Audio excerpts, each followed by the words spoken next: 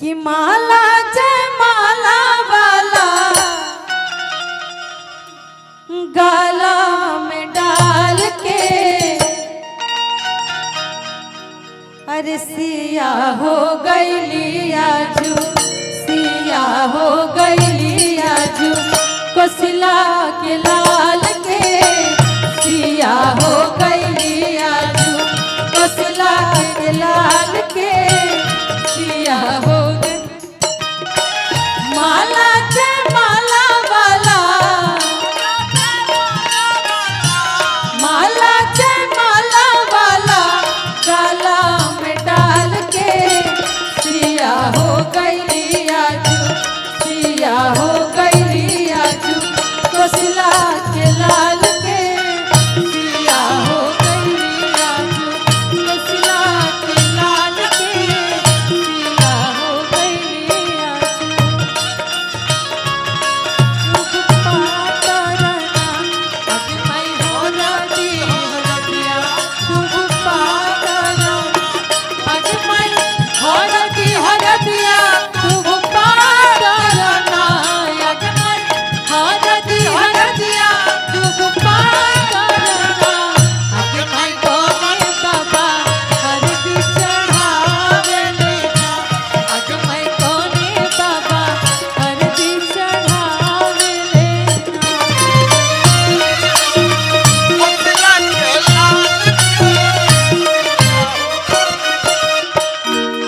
आजू।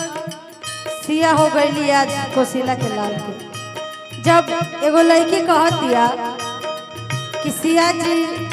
हमार बहिन आ जब राम जी हमार पाहुन लागता रहे, तो जाके लोग पूछता कि ऐसा कौन नाता जोड़ा तारू कि सिया जी तहार बहिन लगे है और राम जी तहार पाहुन लगे है। तो लड़किया कहतिया भैया आजी बाबा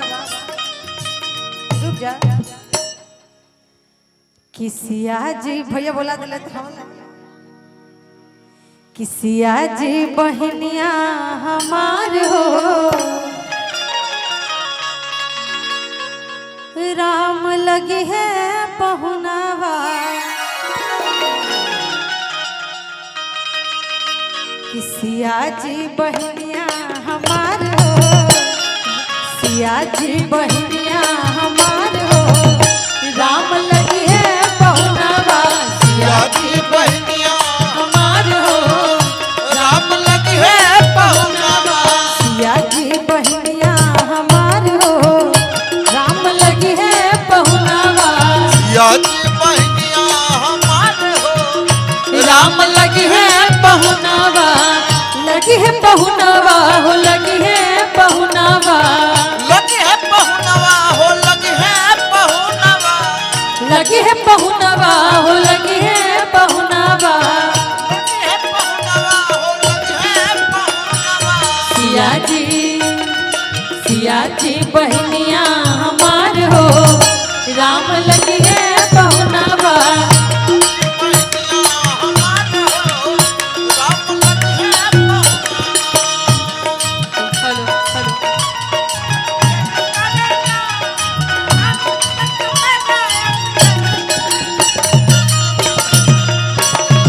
हेलो हेलो हेलो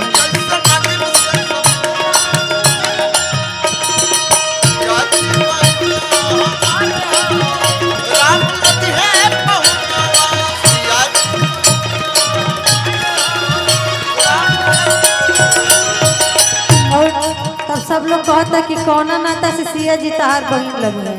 तो कहतिया मिथिला के नाता से सिया जी बहनिया, मिथिला के नाता से सिया जी बहनिया, मिथिला के नाता से सिया जी बहनिया,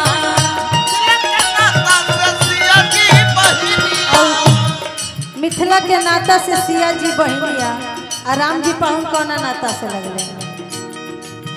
सिया जी के नाता से राम जी पहुनावा, सिया जी के नाता से राम जी पहुनावा, सिया जी के नाता से राम जी पहुनावा, सिया जी के नाता से राम जी पहुनावा,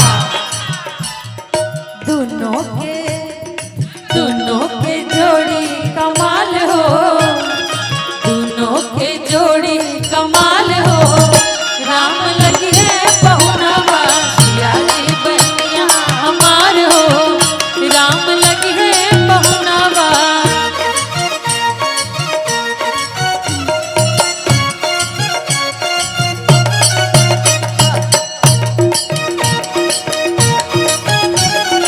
राम लगे पहुना यादी बहिया हमार हो राम लगे पहुना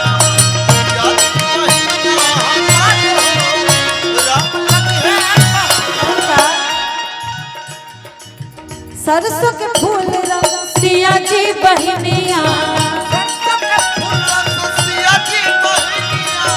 सरसों के फूल रंग सिया जी बहनिया तीस के फूल रंग राम जी पहुनवा काहे कहल जाता काहे कि हमनी के सिया जी गोर रही और राम जी सावर रहे सही से कहल जाता तीस के फूल रंग राम जी पहुनवा बाकी सावरे रही तका उनका मुंह में पानी रहे उनका ऐसा दामाद पूरा मिथिला में ना उतरल रहे लोग मिथिला नगरिया निहाल हो मिथिला नगरिया